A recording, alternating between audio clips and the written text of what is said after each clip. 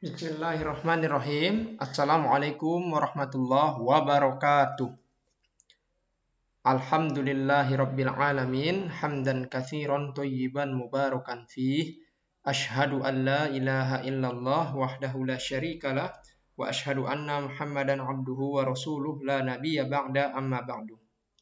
Alhamdulillah, bersyukur kita kehadiran Allah Subhanahu wa taala karena pada kesempatan yang berbahagia ini kita masih diberikan kesempatan, kesehatan dan juga nikmat yang tiada tara dari Allah Subhanahu wa taala, sehingga kita dapat kembali ya mempelajari hadis-hadis Nabi Sallallahu Alaihi Wasallam, dan mudah-mudahan apa yang kita pelajari ini dimudahkan Allah Subhanahu wa taala untuk memahaminya dan mengamalkannya dalam kehidupan kita sehari-hari. Amin ya rabbal alamin.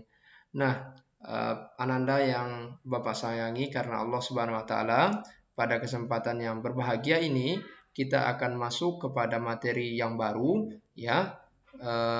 Lanjut kepada materi kita yang baru, yakni materi pentingnya beriman kepada malaikat Allah Subhanahu wa taala.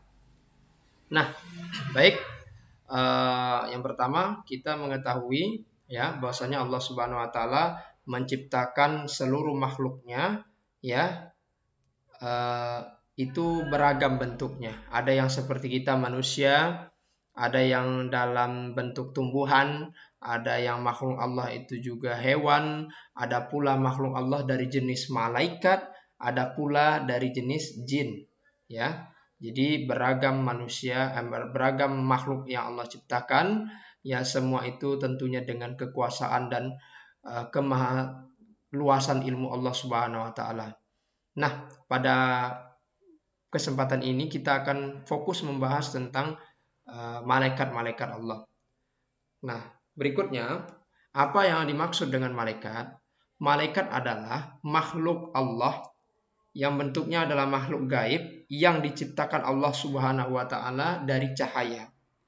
Ya, jadi kita mesti mengetahui bahwasanya malaikat ini dibentuk ataupun dibuat, diciptakan itu dari cahaya. Senantiasa sifatnya adalah senantiasa menyembah kepada Allah, tidak pernah durhaka kepada perintah Allah, serta senantiasa melakukan apa saja yang Allah perintahkan kepada para malaikat itu.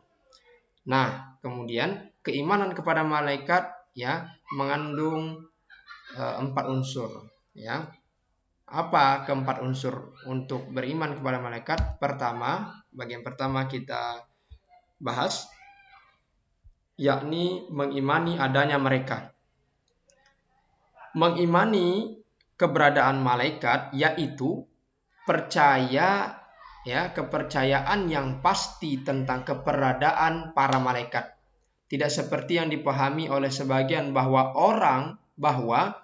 malaikat adalah hanya sebuah kata yang bermakna konotasi yang berarti kebaikan atau semacamnya. Ya, Allah Subhanahu wa taala telah jelas ya menyatakan tentang keberadaan malaikat dalam firman-Nya yang artinya sebenarnya malaikat-malaikat itu adalah hamba-hamba yang dimuliakan. Mereka itu tidak mendahuluinya dengan perkataan dan mereka mengerjakan perintah-perintah Allah. Nah, di sini jelas sekali bahwasanya malaikat itu benar-benar ada diciptakan Allah Subhanahu wa taala, yang mereka itu diciptakan dari cahaya. Ya, jadi makhluk Allah gaib, dia tidak bisa kita lihat secara kasat mata, tapi dia ada, nah. Ya, tapi dia ada, dan firman Allah Subhanahu wa taala ini cukup untuk menjadi bukti atau dalil bahwasanya malaikat itu benar-benar ada. Kedua, ya pokok keimanan kepada malaikat yakni mengimani nama-nama malaikat yang telah kita ketahui, sedangkan malaikat yang tidak diketahui namanya wajib kita imani secara global. Ya, di antara dalilnya yang menunjukkan banyaknya bilangan malaikat, tidak ada yang dapat menghitungnya kecuali hanya Allah Subhanahu wa taala. Ya, bahwasanya malaikat itu banyak jumlahnya, ya tidak terhitung oleh kita. Apalagi kita memang secara asal kita tidak diberikan kemampuan oleh Allah Subhanahu wa taala untuk dapat melihat malaikat itu. Karena memang malaikat adalah makhluk gaib Allah. Ya, hanya Allah sajalah yang mengetahui berapa jumlahnya, berapa banyaknya malaikat yang diciptakan Allah Subhanahu wa taala. Nah, di dalam hadis yang sahih dari diriwayatkan oleh Bukhari dan Muslim, ya sesungguhnya ya Baitul Makmur, nah, Baitul Makmur ini adalah Ka'bahnya yang ada di langit. Ya, sesungguhnya Baitul Makmur berada di atas langit ketujuh setantang dengan Ka'bah di bumi. Ya, jadi di langit sana ada namanya Baitul Makmur. Nah, setiap hari, ini perhatikan, setiap hari ada 70.000 malaikat yang sholat di dalamnya. Kemudian apabila mereka telah keluar, maka mereka tidak akan kembali lagi. Ya. Ketiga, mengimani sifat-sifat malaikat. Seperti misalnya sifat malaikat Jibril, di mana Nabi Shallallahu Alaihi Wasallam telah mengabarkan kepada kita dalam hadis yang sahih diriwayatkan oleh Bukhari bahwasanya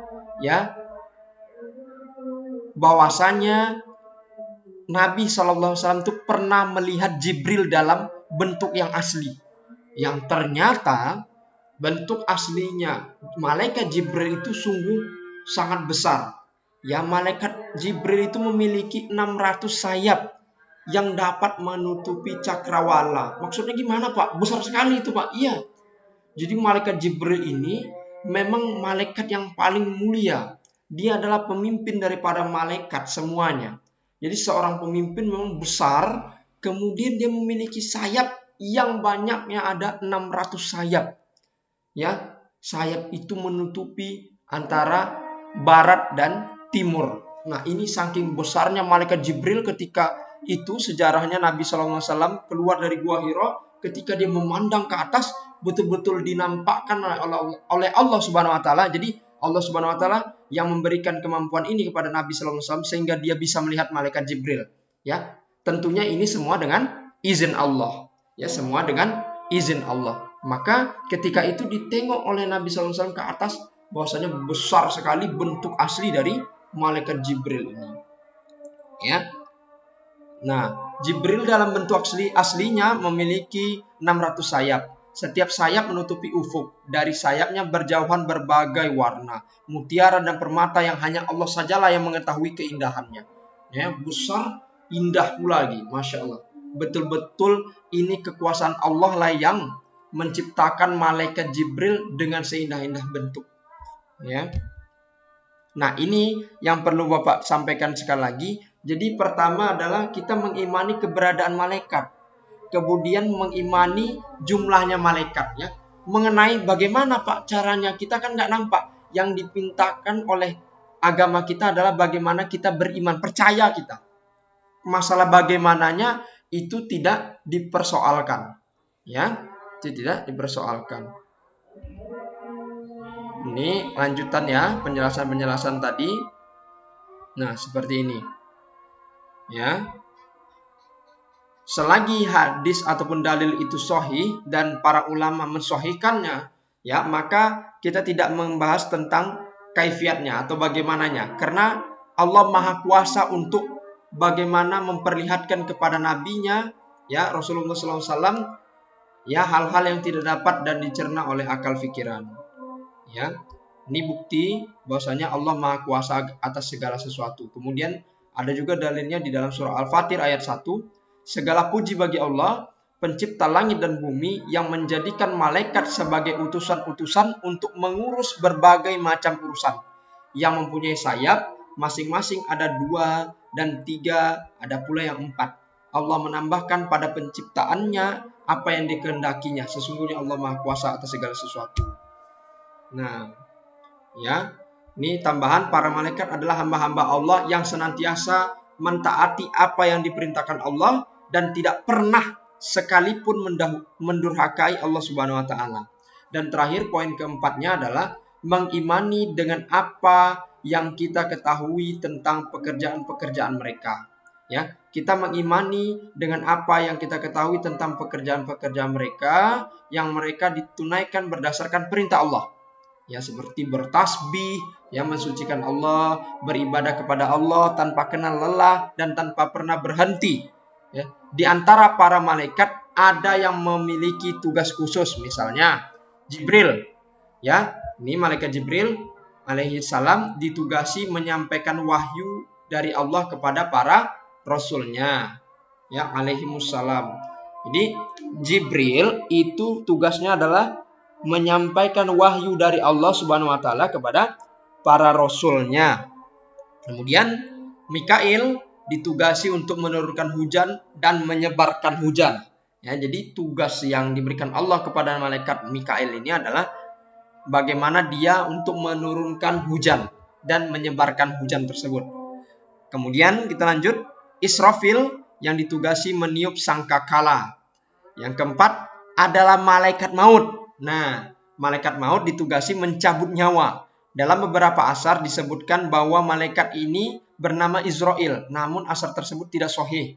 Nama yang benar adalah malaikat maut, sebagaimana yang disebutkan dalam firman Allah Subhanahu wa taala yang artinya, katakanlah malaikat maut yang diserahi untuk mencabut nyawamu akan mematikan kamu. Ya, ini dalam surah As-Sajdah ayat ke-11. Jadi biasanya kita mengenal nama malaikat pencabut nyawa itu dengan nama Israel, maka sesungguhnya hal ini tidaklah tepat, ya, tidaklah tepat, karena hadis-hadis, bukan hadis tapi asar-asar ataupun dalil-dalil yang didatangkan untuk menyatakan nama pencabut nyawa itu adalah malaikat Israel itu sesungguhnya tidak pas. Yang benar adalah di dalam Al-Quran dikatakan Allah Subhanahu wa taala dalam surah As-Sajdah bahwasanya malaikat pencabut nyawa itu bernama malaikat maut. Ya, ini dia. Oke, ini sedikit meluruskan hal-hal yang kita mungkin belum tahu. Jadi malaikat pencabut nyawa dinamakan malaikat maut. Sementara Israel itu tidak tepat, ya, tidak sahih dalilnya. Lalu yang kelima, ya, yang ditugasi menjaga amal perbuatan hamba dan mencatatnya. Perbuatan yang baik maupun buruk mereka adalah para malaikat pencatat yang mulia. Adapun penamaan Raqib dan Atid juga tidak memiliki dasar dari Al-Quran dan Sunnah. Maka kita menamakan malaikat sesuai dengan apa yang Allah namakan bagi mereka. Ya, jadi ada malaikat yang memang tugasnya itu mencatat amal kebaikan kita dan keburukan kita. Jadi ada seperti sekretaris kita setiap jiwa kita ini. Nah, itu wajib kita yakini bahwasanya setiap kita pasti dicatat semua amal-amalan kita dengan malaikat tersebut. Ya, siapa yang memerintahkan mereka untuk mencatat amalan kita? Allah Subhanahu wa taala. Ya, lanjut, yang ditugasi menjaga hamba pada waktu bermukim atau bepergian, waktu tidur atau ketika jaga, dan pada semua keadaannya. Mereka adalah al-mu'aqibat, ya, malaikat al-mu'aqibat. Lanjut sedikit lagi, para malaikat penjaga surga, ya, para malaikat penjaga surga. Ridwan merupakan pemimpin para malaikat di surga apabila hadis tentang hal itu memang sah. Jadi memang malaikat penjaga surga itu banyak, ya, malaikat penjaga surga itu banyak dan Ridwan salah satunya di sini. Lanjut, 19 malaikat yang merupakan pemimpin para malaikat penjaga neraka dan pemukanya adalah malaikat Malik, ya, ini. Kemudian para malaikat yang diserahi untuk mengatur janin di dalam rahim. Nah, jika seorang hamba telah sempurna 4 bulan di dalam perut ibunya, maka Allah Subhanahu wa taala mengirimkan utusan berupa seorang malaikat kepadanya dan memerintahkannya untuk menulis 4 hal. Apa saja?